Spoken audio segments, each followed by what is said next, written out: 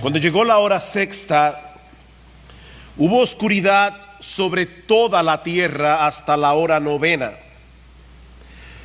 Y a la hora novena, Jesús exclamó con fuerte voz: Eloi, Eloi, lema sabactani, que traducido significa: Dios mío, ¿por qué me has desamparado? Algunos de los que estaban allí al oírlo decían: mirad, a Elías llama. Entonces uno corrió y empapó una esponja en vinagre y poniéndola en una caña le dio a beber, diciendo: dejad, veamos si Elías viene a bajarle. Y Jesús, dando un fuerte grito, expiró. Y el velo del templo se rasgó en dos de arriba a abajo. Viendo el centurión que estaba frente a él la manera en que expiró, dijo: en verdad este hombre era hijo de Dios. Había también unas mujeres mirando de lejos, entre las que estaban María Magdalena, María la madre de Jacobo el menor y de José y de Salomé, las cuales cuando Jesús estaba en Galilea le seguían y le servían. Y había muchas otras que habían subido con él a Jerusalén. En estas últimas semanas hemos estado considerando todo lo que sucedió en esas últimas horas del ministerio terrenal de nuestro Señor Jesucristo, desde su arresto en el huerto de Getsemaní hasta su muerte en la cruz del Calvario. Y hemos visto que Jesús tuvo que soportar en esas últimas horas no solamente la farsa de un juicio injusto, sino también una avalancha de odio y de crueldad volcada en su contra, no solamente de parte de los líderes religiosos de Israel, sino también de parte de los soldados romanos. Él fue ridiculizado, azotado, escupido, coronado de espinas, golpeado sin misericordia con una caña en la cabeza y finalmente condenado a morir en una cruz, a pesar de que el procurador que lo juzgó reiteró en más de una ocasión que él no había hallado delito alguno en Jesús.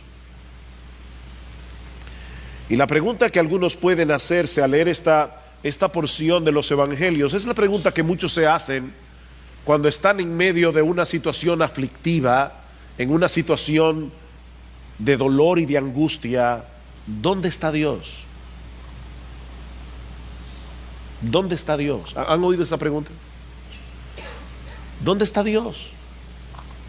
¿Dónde estaba Dios cuando todo eso estaba sucediendo? ¿Por qué Dios no descendió del cielo a defender a su Hijo? ¿Por qué no destruyó en un instante a todos esos blasfemos que se habían ensañado con tanta crueldad contra Él? Mis hermanos, ¿dónde estaba Dios? Y la respuesta es que todo el tiempo Él estuvo allí, junto a Jesús.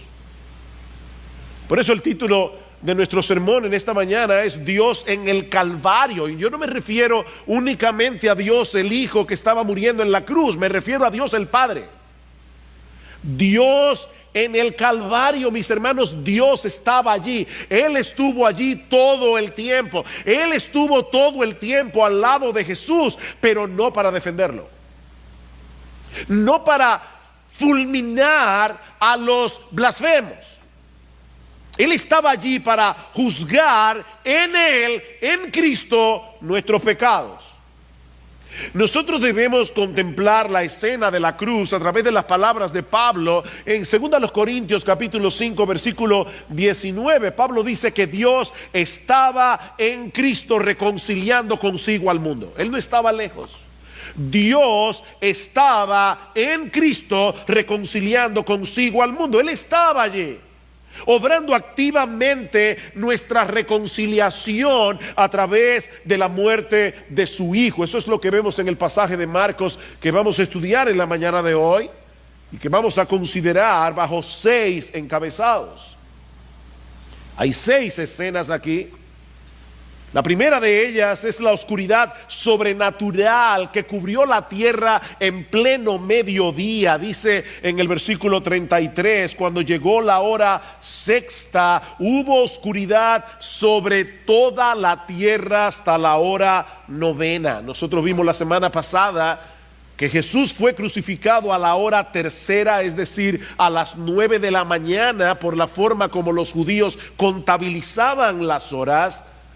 De manera que fue alrededor de las 12 del mediodía, cuando el sol está en su punto máximo de elevación, que vino esta oscuridad sobre toda la tierra. Y esa es una expresión que puede significar todo el planeta o de una manera particular la tierra de Israel. Personalmente yo tiendo a pensar que la segunda opción es la más probable. Toda la tierra de Israel se cubrió de tinieblas. Esta fue una oscuridad sobrenatural, una oscuridad causada por Dios mismo. No fue un eclipse solar.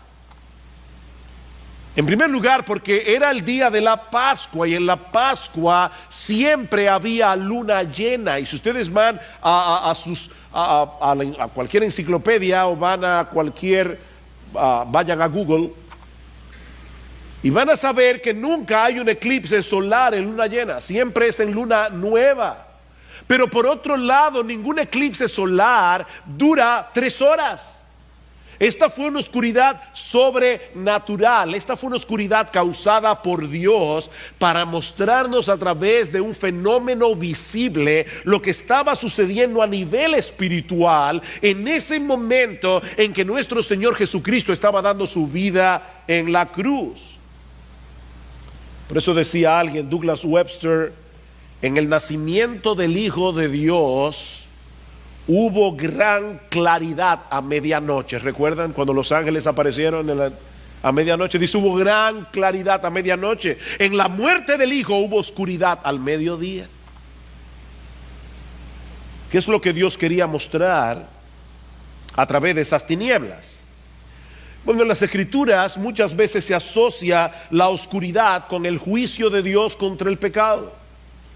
La oscuridad se asocia con el pecado y con la ira de Dios en contra del pecado. Es por eso que el Señor en Mateo capítulo 8 versículo 12, hablando de aquellos que serán arrojados en el infierno, dice Jesús, serán echados en las tinieblas de afuera. Dios es luz. Donde Dios no está, hay tinieblas. Y hay muchos textos en la Biblia donde nosotros vemos esa asociación, vemos esa conexión entre la oscuridad y el justo juicio de Dios en contra del pecado. Por ejemplo, hablando de la llegada del día del Señor, un día de juicio y de castigo para el mundo incrédulo. Dice en Amós capítulo 5 versículo 18, ay de los que ansían el día del Señor. ¿De qué os servirá el día del Señor? ¿No será de tinieblas el día del Señor, y no de luz, oscuridad y no de resplandor? Y en Sofonías capítulo 1 versículo 14, cercano está el gran día del Señor, cercano y muy próximo, día de ira, aquel día de congoja y de angustia, día de destrucción y desolación, día de tinieblas y de lobreguez, día nublado y de densa oscuridad. Densa oscuridad. Pero tal vez la conexión más significativa que nosotros encontramos en las Escrituras entre estas tinieblas que arroparon la tierra durante la crucifixión es la que nosotros encontramos en el capítulo 10 del libro del Éxodo, cuando Dios juzgó a Faraón y a toda la tierra de Egipto en las 10 plagas. Dice en Éxodo capítulo 10, a partir del versículo 21, que antes de la muerte de los primogénitos, recuerden que esa fue la 10ª plaga, la muerte de los primogénitos, pero antes de la muerte de los primogénitos, Dios envió una densa oscuridad sobre toda la tierra de Egipto. Por eso yo creo que aquella oscuridad era sobre la tierra de Israel, era una oscuridad focalizada porque era una oscuridad sobrenatural, una oscuridad que duró 3 días. Y es inmediatamente después de ese tiempo de oscuridad que Dios estableció la celebración de la fiesta de la Pascua. ¿Van conectando? ¿Cuándo murió Jesús? El día de la Pascua.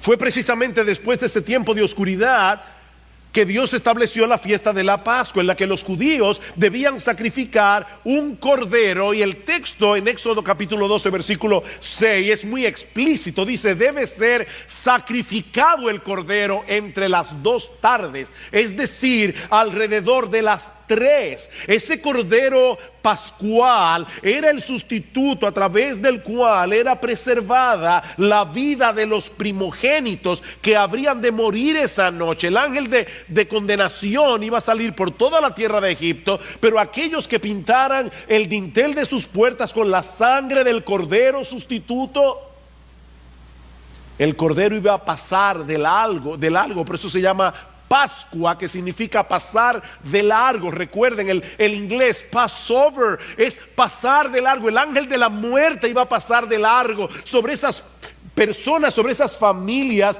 que por fe sacrificaran un cordero como un sustituto.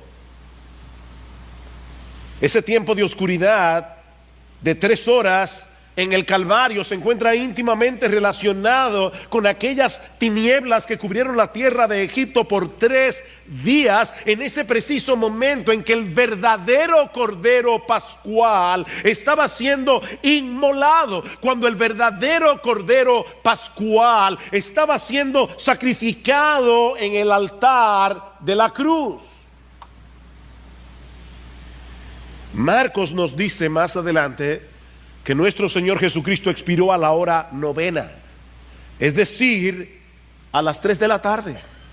La misma hora en que eran sacrificados los corderos de la Pascua. Dios cubrió la tierra con este manto de oscuridad, de densas tinieblas, para mostrarnos en una forma física lo que estaba sucediendo a nivel espiritual en esa cruz. Mis hermanos, Cristo estaba allí como nuestro sustituto. Él estaba allí recibiendo en nuestro lugar todo el peso de la ira de Dios, que merecen nuestros pecados. ¿Saben para qué? Para que nosotros pudiéramos ser absueltos en el tribunal de Dios. Es por eso que Juan el Bautista, cuando ve al Señor en Juan capítulo 1 versículo 29, ¿cómo lo presenta? He aquí el Cordero de Dios. He aquí el Cordero de Dios que quita el pecado del mundo. Cristo fue a la cruz a ser sacrificado como un cordero. Cristo, nuestra Pascua, fue sacrificado por nosotros, dice Pablo en 1 Corintios capítulo 5. Y en 2 Corintios capítulo 5 versículo 21 dice que aquel que no conoció pecado, por nosotros él fue hecho pecado. Y Pedro nos dice en su primera carta que él mismo llevó nuestros pecados en su cuerpo sobre la cruz. Él mismo llevó nuestros pecados sobre su cuerpo en la cruz. Mis hermanos, esa es la esencia del evangelio, como dice Pablo en 1 Corintios 15:3, que Cristo murió por nuestros pecados conforme a las Escrituras. Hablaba este viernes con un grupo de jóvenes y les decía: ¿cómo ustedes predican el evangelio? ¿Cómo pueden compartir el evangelio el año que viene cuando vayan a la universidad y se encuentren con personas incrédulas? ¿Va a ser a través de argumentos científicos? ¿Va a ser a través de argumentos filosóficos? Déjenme decirles algo, mis hermanos: nadie se va a convertir por escuchar argumentos científicos. Nadie se va a convertir por escuchar argumentos filosóficos. Es el evangelio lo que es poder de Dios para salvación. Pero ¿en qué consiste el Evangelio? El Evangelio es un anuncio de lo que Dios hizo en la historia a través de la muerte de su Hijo, ese viernes de Pascua, para que nosotros pudiéramos ser absueltos en su tribunal. Eso es el Evangelio. Y noten que Pablo dice, Cristo murió por nuestros pecados conforme a las Escrituras. Ya Dios había anunciado eso de antemano, cientos de años antes. ¿Saben qué? Para que no tengamos ninguna duda en cuanto a la identidad mesiánica de Jesús. Escuchen lo que algunos han llamado el Evangelio según Isaías. Isaías 53. Escrito 700 años antes del nacimiento de Cristo, y no solamente describe con todo detalle la agonía del Calvario, sino que nos ofrece la mejor exégesis que nosotros podemos encontrar en las Escrituras de lo que realmente sucedió en esa cruz. Él fue herido por nuestras transgresiones, dice Isaías. Él fue herido por nuestras transgresiones. Él fue molido por nuestras iniquidades. Nuestras iniquidades. Todos nosotros nos descarriamos como ovejas, nos apartamos cada cual por su camino, pero el Señor hizo que cayera sobre Él la iniquidad de todos nosotros. No fue por su propia iniquidad que Él fue a la cruz, porque Él era un cordero inocente. Pero aún así, dice Isaías en el versículo 10, que el Señor quiso quebrantarle, sometiéndole a padecimiento. Por su conocimiento, el justo, mi siervo, justificará a muchos y cargará las iniquidades de ellos. ¿Saben que hay algo interesante en el texto de Juan que yo cité hace un momento, cuando Juan el Bautista dice aquí el Cordero de Dios que quita el pecado del mundo? El texto griego es tan preciso que hay dos palabras para quitar. Yo puedo tomar esta hoja y quitarla de encima del púlpito y ponerla aquí. Eso es quitar. Pero yo también puedo tomar esta hoja, quitarla del púlpito y cargarla conmigo. Y esa es la palabra que se usa en Juan capítulo 1 versículo 29. Jesús es el Cordero de Dios que quita cargando sobre sí el pecado de todos nosotros. Eso es exactamente lo que Isaías está diciendo aquí. Para poder justificar a muchos, Él tuvo que cargar con las iniquidades de ellos. O como dice al final del capítulo 53, llevando Él el pecado de muchos. Eso fue lo que sucedió ese viernes en la tarde, cuando la tierra se cubrió de oscuridad. El Cordero de Dios estaba siendo inmolado en el altar de la cruz. El Cordero de Dios estaba sufriendo en esas 3 horas el infierno eterno de todos aquellos que Él habría de salvar a través de toda la historia. ¿Tú oíste eso, mi hermano? El infierno que te tocaba a ti, Jesús lo sufrió en esas 3 horas. Toda la eternidad de tus sufrimientos condensadas en esas 3 horas, y no solo la tuya, la de millones y millones de pecadores que Él vino a salvar. Y algunos pueden estarse preguntando, ¿y cómo es posible que Jesús haya podido sufrir en 3 horas un castigo que debía ser eterno? ¿Cómo se puede sufrir en 3 horas un castigo que es eterno? Escuchen la respuesta de John MacArthur. Él podía recibir una cantidad infinita y eterna de ira porque Él es una persona infinita y eterna. Su capacidad para todo es eterna y es ilimitada. Si en esas 3 horas, mi amado hermano, Cristo sufrió millones de infiernos.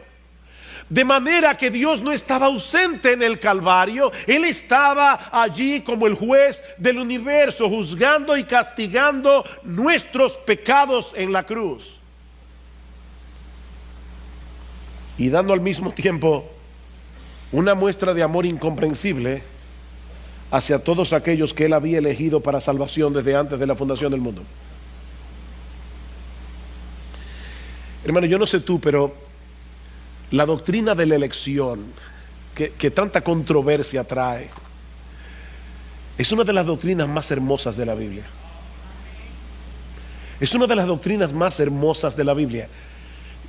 Mi hermano, Cristo no murió en la cruz para hacer posible que tal vez algún ser humano pueda ser salvo. No. Cristo murió en la cruz para que un grupo de personas específicas, escogidas con nombre y apellido, pudieran ser salvos. Y fueron los pecados de esas personas con nombre y apellido por los cuales Cristo murió en la cruz. Cristo amó a su iglesia de tal manera que dio su vida por ella. Cristo dio su vida por su iglesia. Como dice John Stott, el amor divino triunfó sobre la ira divina mediante el propio sacrificio divino. ¿Oyeron eso? El amor divino triunfó sobre la ira divina mediante el propio sacrificio divino. La cruz fue simultáneamente un acto de castigo y de amnistía, de severidad y de gracia, de justicia y de misericordia al mismo tiempo.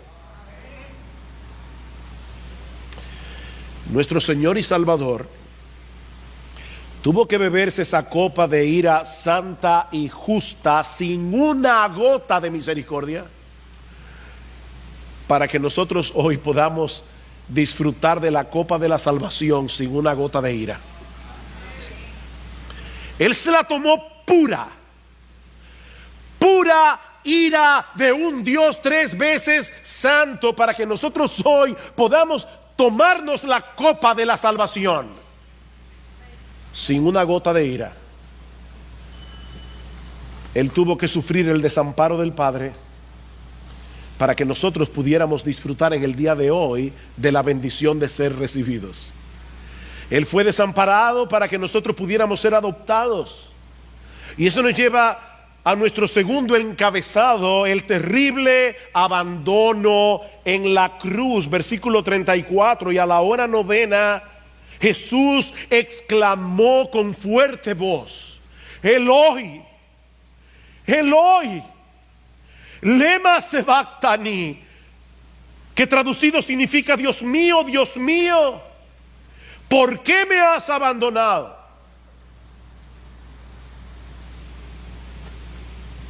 Ya son las 3 de la tarde del viernes.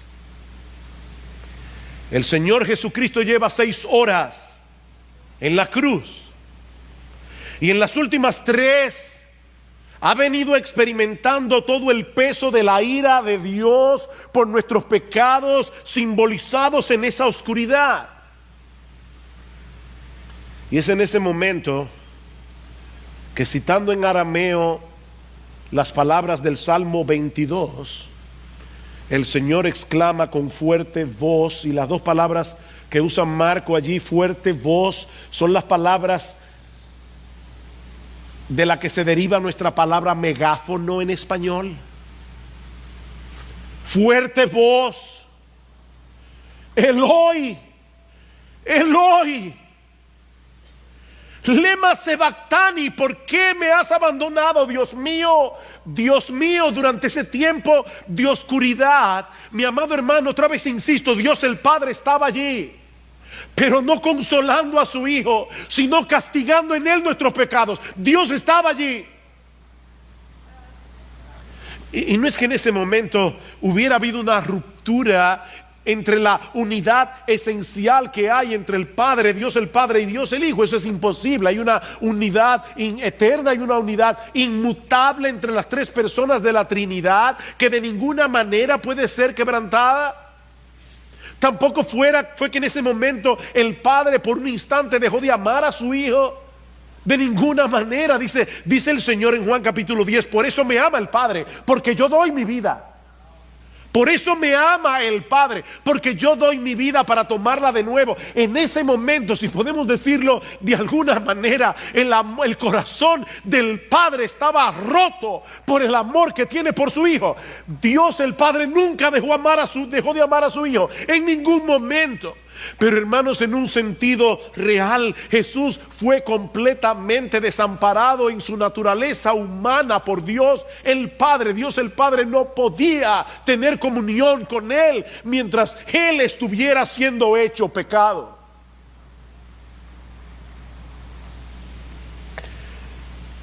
Otra vez cito a John Stott. Se trataba de Dios en nuestra naturaleza, abandonado por Dios. Dios en nuestra naturaleza, abandonado por Dios. Mis hermanos, la santidad de Dios no le permite tener comunión con el pecado. Y en ese momento, colgado en esa cruz, Jesús estaba siendo hecho pecado por causa nuestra. Al que no conoció pecado por nosotros, Dios a Él lo hizo pecado. Ese fue el alto costo que Dios estuvo dispuesto a pagar por nuestra salvación. Mis hermanos, solo Dios pudo absorber el peso de su propia ira. Solo Dios podía hacer eso, y Él estuvo dispuesto a pagar ese precio en la persona de su Hijo amado. ¿Sabes para qué? Para salvarte a ti.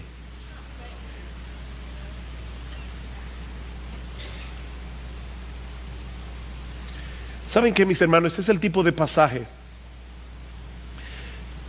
que ningún predicador jamás podrá explicar en una forma ni siquiera medianamente satisfactoria. Ese abandono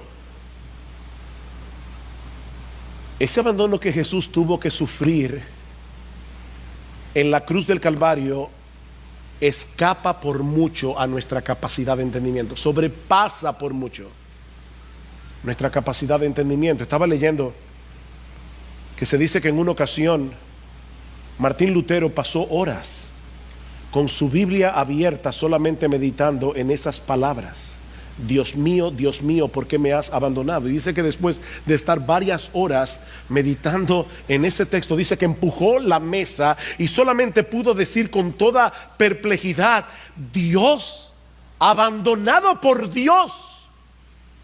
¿Quién puede entender tal misterio? Dios abandonado por Dios. Esta es la única vez en los evangelios que nosotros vemos a Jesús dirigiéndose a Dios sin llamarle Padre. La única vez. Él sabe el precio que tiene que pagar para salvarnos, cargar el peso de la ira divina que merecen nuestros pecados, incluyendo el desamparo de su Padre Celestial. Pero ¿saben qué, mis hermanos? A pesar de todo eso, Jesús sabía que Él podía confiar en Dios. Jesús sabía que Él podía seguir confiando en Dios como su Dios. Noten las palabras: Dios mío, Dios mío. Aunque suene paradójico, este es un grito de angustia y de confianza al mismo tiempo. El dolor y la agonía que Jesús estaba experimentando en su naturaleza humana le resulta abrumador. Lleva horas sufriendo millones de infiernos, por decirlo de alguna manera, en su cuerpo de carne. Pero en vez de quejarse con amargura, dirige a Dios ese grito de angustia, apropiándose de las palabras del Salmo 22. Jesús conoce el contenido de ese salmo, que comienza precisamente con esas palabras: Dios mío, ¿por qué me has abandonado? Jesús sabe que en ese salmo, después de describir los horrores de la crucifixión, el salmo concluye con una nota de victoria, no de derrota. Pero al mismo tiempo Él está exclamando, porque en su naturaleza humana quiere saber cuándo concluirá esa agonía. que es precisamente lo que se expresa al inicio del Salmo 22. Dios mío, ¿por qué me has abandonado? ¿Por qué estás tan lejos de mi salvación y de las palabras de mi clamor? Dios mío, clamo de día y no respondes, y de noche y no hay para mí reposo. No era que el Señor desconocía la razón de su abandono, pero Él está citando de memoria literalmente las palabras de este salmo para dar expresión a su angustia y a su petición de que Dios venga a socorrerlo. Dios mío, ven pronto, socórreme.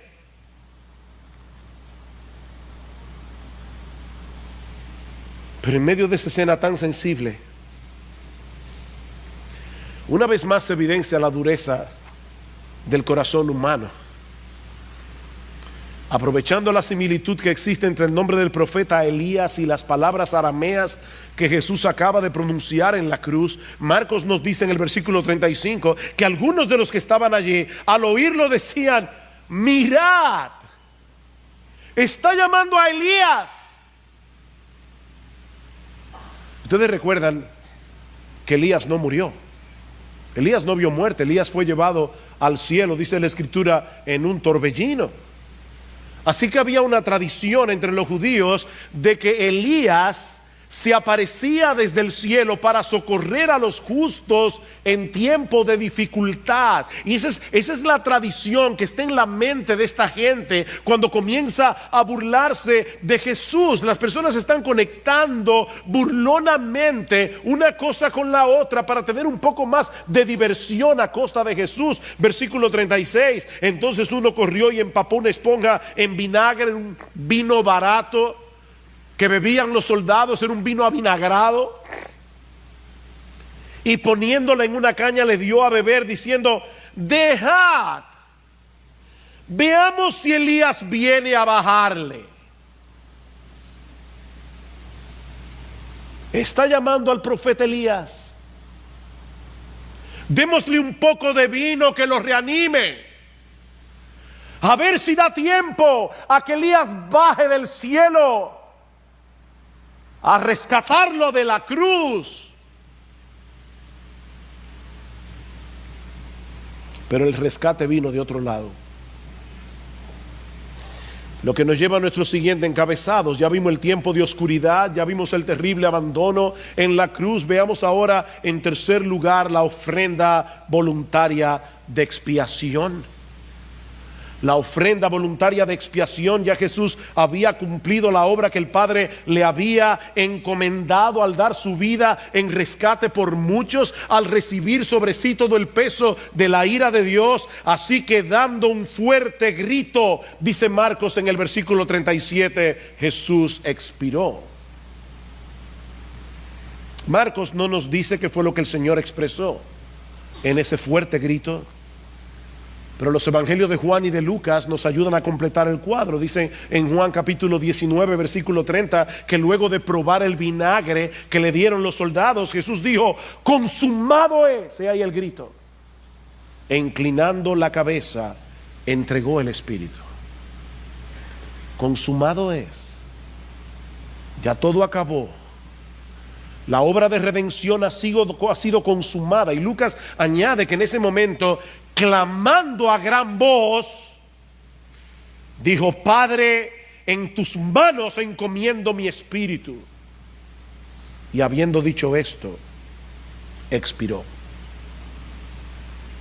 Con la conciencia de que la obra de redención había sido terminada, el Señor entregó su espíritu,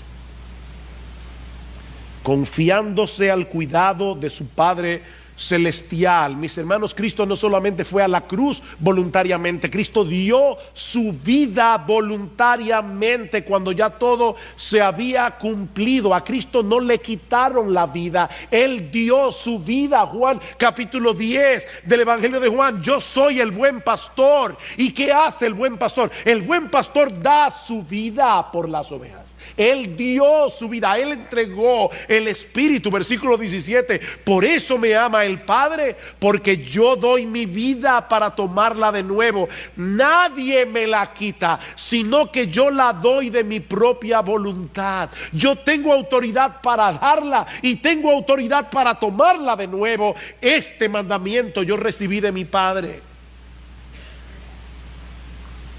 Cristo entregó el Espíritu. Es por eso que los evangelistas insisten en el hecho de que Jesús dijo las cosas que dijo en ese momento a gran voz. A gran voz. Fue a gran voz que el Señor clamó de angustia: Eloi, Eloi, lema sabactani. Fue con un grito, como vemos en el Evangelio de Marcos, que Cristo dijo: consumado es. Y fue clamando a gran voz que dijo al final: Padre, en tus manos encomiendo mi espíritu. ¿Y por qué ese dato es importante? Porque si había algo que toda la gente de aquel tiempo sabía, era que un crucificado apenas podía suspirar, apenas podía susurrar debido a la dificultad respiratoria que viene asociada con la muerte por crucifixión. Pero Jesús clamó con una voz potente para que todos pudieran ver al momento de expirar que todavía tenía vida suficiente como para seguir vivo por varias horas más. Nadie me quita mi vida. Nadie me quita mi vida. Yo tengo autoridad para darla. Y yo tengo autoridad para volverla a tomar. Cristo entregó su vida voluntariamente en la cruz del Calvario como nuestro sustituto, y de ese modo abrió para nosotros una vía de acceso a la presencia misma de Dios. Y eso nos lleva a nuestro cuarto encabezado, un camino nuevo y vivo hacia el santuario. Versículo 38. Y el velo del templo se rasgó en dos, de arriba abajo. El velo del templo se rasgó en dos. En el templo de Jerusalén había un velo, y no se imaginen, por favor, a los velos que se usan desde el día de hoy o a las cortinas que se usan en el día de hoy. No. Este era un velo muy pesado, era un velo muy grueso que dividía el lugar santo del lugar santísimo. El lugar santísimo era donde Dios manifestaba su presencia especial en el templo de Jerusalén. Allí estaba el arca del pacto, allí estaba el propiciatorio, donde el día de la expiación el sumo sacerdote rociaba el propiciatorio con la sangre del cordero sacrificado. Una vez al año solamente podía entrar el sumo sacerdote al lugar santísimo en el día de la expiación.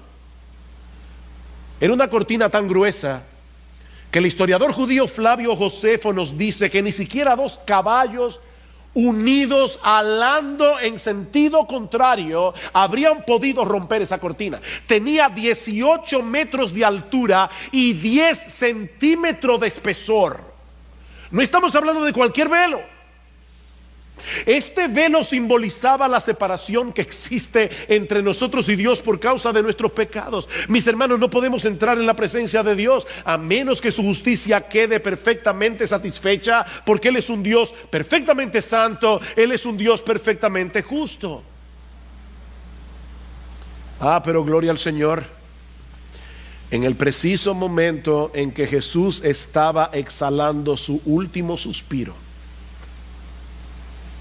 esa gruesa cortina se partió en dos, de arriba hacia abajo, para mostrar que había sido abierta una puerta de acceso, una vía de acceso a la presencia misma de Dios, no a través de los sacrificios del templo, sino a través del sacrificio de Jesús. Por eso alguien decía que la rasgadura del velo fue el signo de exclamación de Dios a la muerte de su Hijo. La muerte de Cristo en la cruz dejó el templo inoperante. Con un solo sacrificio el Cordero de Dios hizo cesar de una vez por todas el sistema sacrificial y sacerdotal del antiguo pacto. Como dice el autor de la carta a los Hebreos, Los sacerdotes del Antiguo Testamento tenían que ofrecer muchas veces los mismos sacrificios que nunca pueden quitar los pecados, pero Él, habiendo ofrecido un solo sacrificio por los pecados para siempre, se sentó a la diestra de Dios, porque por una sola ofrenda Él ha hecho perfectos para siempre a los que son santificados. ¿Cuál es la conclusión? Esta es la conclusión, sigue diciendo el autor. Entonces, hermanos, puesto que tenemos confianza para entrar al lugar santísimo por la sangre de Jesús, ese lugar sagrado al que solo podía entrar el sumo sacerdote una vez al año, ahora nosotros podemos accesarlo cuantas veces queramos. Tenemos confianza para entrar al lugar santísimo por la sangre de Jesús, por un camino nuevo y vivo que Él inauguró para nosotros por medio del velo, es decir, su carne. Y puesto que tenemos un gran sacerdote sobre la casa de Dios, acerquémonos con corazón sincero. Miren, hermanos, si los judíos del Antiguo Testamento hubieran podido sospechar que los creyentes del nuevo pacto íbamos a tener acceso directo al lugar santísimo cuantas veces lo quisiéramos, nunca se lo hubieran podido imaginar. Acerquémonos, que el velo de la carne de Jesús fue rasgado para eso, para que nosotros podamos entrar al lugar santísimo. Mientras los sacerdotes en el templo en ese mismo momento estaban sacrificando miles de corderos para la celebración de la Pascua, ese viernes a las 3 de la tarde, precisamente a las 3 de la tarde, el cordero pascual estaba muriendo en la cruz, abriendo de par en par una avenida de salvación, una avenida de reconciliación por medio de su sangre. Y Marcos no se limita a darnos un recuento histórico de este hecho, sino que al mismo tiempo nos muestra en la misma historia cómo se supone que debemos reaccionar a ese hecho.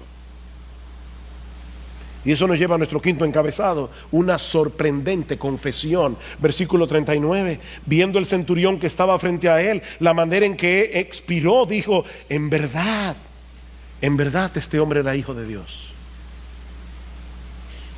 Mateo añade que este hombre también estaba impresionado por los eventos sobrenaturales que habían rodeado la muerte de Jesús, porque en ese momento no solamente las tinieblas cubrieron la tierra por 3 horas, sino que la tierra tembló, dice en Mateo. La tierra tembló y las rocas se partieron, y algunos justos que habían muerto resucitaron en el momento en que Jesús expiró. Pero Marcos se enfoca únicamente en el impacto que produjo en el corazón de este hombre romano, soldado, gentil, no judío, el hecho de haber sido testigo presencial de la manera como Jesús expiró. Piensen en esto, mis hermanos. Este hombre tiene que haber sido testigo de miles de muertes. Sin embargo, él sabía que nunca nadie había muerto como murió Jesús. Tal vez él estuvo en el pretorio cuando Jesús estaba siendo burlado. Tal vez él era parte de la burla. Tal vez él fue uno de los que escupió a Jesús en la cara. Y él estuvo viendo a través de todas las horas la mansedumbre de Jesús ante esa avalancha de odio. Cómo exclamó en la cruz. Él estaba al pie de la cruz. Cómo le dijo al ladrón que no era un buen ladrón, era un ladrón. No hay buenos ladrones. Cuando ese hombre reconoció su pecado y le dijo: por favor, acuérdate de mí cuando vengas en tu reino. El acto de fe más increíble que una persona haya hecho en toda su historia, colgado de una cruz y viendo a Cristo colgado de una cruz, le está diciendo: yo sé que tú eres un rey, tú tienes un reino. Por favor, cuando vengas en tu gloria, cuando vengas en tu reino, acuérdate de mí. Y ese centurión, ese romano endurecido de corazón, escuchó cuando Jesús perdonó a este hombre y le dijo: hoy, te prometo que hoy estarás conmigo en el paraíso. Este centurión vio todo eso, y fue lo que lo movió a decir: Dice, al ver cómo expiró, al oír este grito de victoria, consumado es. Padre, en tus manos encomiendo mi espíritu. Dice, al ver cómo expiró. Ese centurión romano dijo, verdaderamente este hombre era hijo de Dios. Ahora, hermanos, este texto tiene una importancia capital en el Evangelio de Marcos. ¿Cómo comienza el Evangelio de Marcos? Este es el principio del Evangelio de Jesucristo, Hijo de Dios. Y una y otra vez nosotros vemos a través del Evangelio de Marcos cómo los demonios reconocían que Jesús era el Hijo de Dios, cómo Dios el Padre reconocía que Jesús era el Hijo de Dios. Nosotros vemos en los Evangelios cómo el mismo Jesús se identifica a sí mismo como el Hijo de Dios. Pero hasta este momento no había habido ningún solo hombre que había llamado a Jesús en el Evangelio de Marcos Hijo de Dios. Y tiene que ser un soldado romano gentil. En ese momento ese hombre estaba ilustrando a qué vino Cristo al mundo. ¿Por qué estaba muriendo en esa cruz? Para salvar a pecadores como tú y como yo, para llevarlos, abrirles el entendimiento y hacerles ver que Él era realmente el Hijo de Dios. Y es como si Marcos estuviera diciéndole a los lectores de su evangelio y a todos aquellos que iban a oír a través de la historia a un predicador exponer este pasaje del evangelio, cuando este centurión dijo, verdaderamente este hombre era hijo de Dios. Es como si Marcos estuviera diciendo, ¿y ahora qué de ti?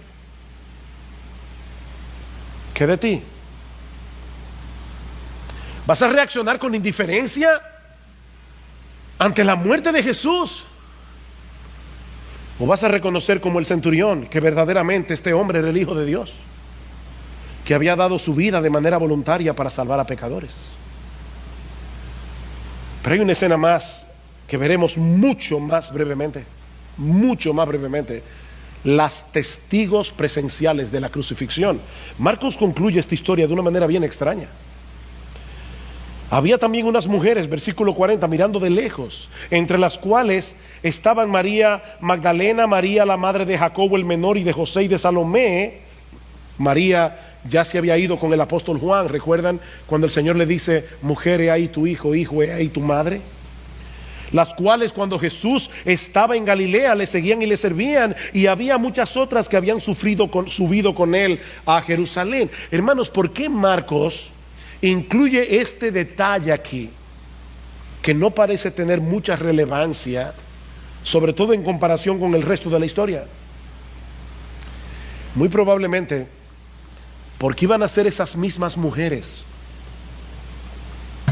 las primeras testigos presenciales de su resurrección. Esas mismas mujeres, eso lo vamos a ver al llegar al capítulo 16 del Evangelio de Marcos. Esas mujeres habían estado con Jesús durante todo su ministerio en Galilea, siguiéndole, sirviéndole. Y ahora Marcos nos dice, ¿saben qué? Fue ese grupo de mujeres la que se mantuvo fieles hasta el fin en la muerte de Jesús. Mientras aquellos discípulos que le habían dicho a Jesús, camino a Getsemaní, aunque todos te negaren, yo nunca te negaré. El apóstol Pedro que dijo, mira, si fuera necesario morir contigo, no te negaré. Ninguno de esos hombres estaba allí. Allí estaba un grupo de mujeres. Un grupo de mujeres. Este grupo de mujeres, y hermanas, esto debe hacerlas sentir felices. Este grupo de mujeres ocupa un lugar de honor en el Evangelio. Por esa fidelidad a toda prueba, aún en medio del dolor y de la confusión que muy probablemente estaban experimentando en ese momento al ver a Jesús crucificado. Ellas fueron testigos presenciales de su muerte, fueron testigos presenciales de su enterramiento. Y aunque no lo sabían en ese momento, 3 días más tarde iban a ser testigos presenciales de su resurrección.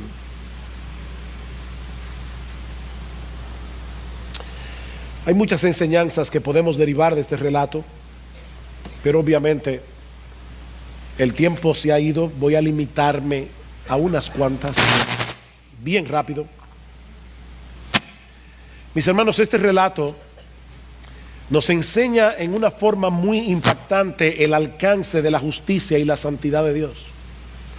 El alcance de la justicia y la santidad de Dios. ¿Tú quieres saber qué tan santo es Dios? Mira la cruz. Mira la cruz, mira al Hijo de Dios muriendo por nuestro pecado y vas a darte cuenta que Dios no toma el pecado a la ligera. Mis hermanos, para nuestro Dios, el pecado que nosotros cometemos con tanta facilidad, el pecado que nosotros coqueteamos, con el que coqueteamos muchas veces, para nuestro Dios el pecado es algo tan serio que para poder salvarnos, para poder tener comunión con nosotros, su Hijo tuvo que morir en una cruz. ¿Qué tan seria es la santidad de Dios? ¿Qué tanto aborrece Dios el pecado? Mira a Cristo sufriendo la agonía de miles de infiernos en esa cruz. Pero este relato nos enseña también en una forma muy impactante yo no sé qué palabra usar, porque si digo que es increíble, no es increíble, es creíble. Pero este pasaje nos enseña en una forma muy impactante la verdadera naturaleza del amor de Dios. ¿Sabes que nosotros no podemos entender el amor de Dios hasta que no entendemos la ira de Dios? En estos días hubo una controversia en las redes, no me había dado cuenta, alguien me lo hizo saber, porque alguien tomó un pedacito de un sermón que se predicó aquí en esta iglesia, donde decíamos que Dios no solamente odia el pecado, sino que también Dios aborrece al pecador, y algunas personas comenzaron hasta a hacer burlas de esa expresión. ¿Cómo es posible que Dios aborrezca al pecador? No, Dios ama al pecador. Mis hermanos, escúchenme bien, si nosotros no entendemos que la ira de Dios está sobre los impíos todos los días, como dice el Salmo, dice en Juan capítulo 3, versículo 36, después de haber dicho de tal manera amó Dios al mundo, dice que todo aquel que cree en el Hijo tiene la vida. El que no cree, la ira de Dios permanece sobre él. Dios no está irado con el pecado en abstracto, Dios está irado contra aquellos que cometen pecado. Pero eso es lo grandioso, eso es lo increíble, eso es lo extraordinario del amor de Dios. Dios interpuso su amor. El aparato emocional de Dios es complejo. Nosotros no podemos reducir el amor de Dios a un mero sentimentalismo. Dios no es un abuelito que está en el cielo diciendo: ay, no importa lo que ustedes hagan, yo lo voy a recibir como quiera porque yo los amo. No, aquí tenemos a un Dios perfectamente santo, a un Dios perfectamente justo, a un Dios que no juega con el pecado, a un Dios que no puede tener comunión con el pecador, a un Dios que tiene que castigar a los culpables, al mismo tiempo interponiendo su amor para que el inocente sufriera por nuestra causa. Esa es la verdadera naturaleza del amor de Dios.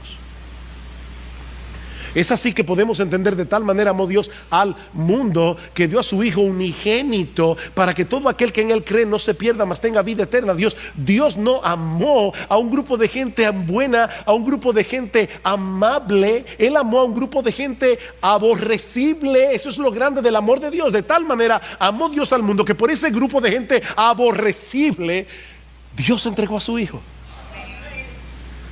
Mas Dios muestra su amor para con nosotros en que, siendo aún pecadores, Cristo murió por nosotros. ¿Qué dice Jesús en Juan capítulo 15 versículo 13? Nadie tiene mayor amor que este. ¿Cuál es el amor? Que uno ponga su vida por sus amigos. Nadie tiene mayor amor que este. Oh, mis hermanos, no es contemplando las circunstancias que nosotros podemos alcanzar un mejor entendimiento del amor de Dios. Es a través de la cruz. No mires a tus circunstancias, mira la cruz. Pero también podemos derivar de este relato que no nos pertenecemos a nosotros mismos, mis hermanos, porque Cristo nos compró a precio de su sangre en esa cruz. Ese texto en Juan capítulo 15 versículo 13, nadie tiene mayor amor que este, que uno ponga su vida por sus amigos. Ese texto no termina allí. Ese texto sigue diciendo: y vosotros sois mis amigos si hacéis lo que yo les mando. ¿Por quiénes puso Cristo su vida? Por sus amigos. ¿Quiénes son sus amigos?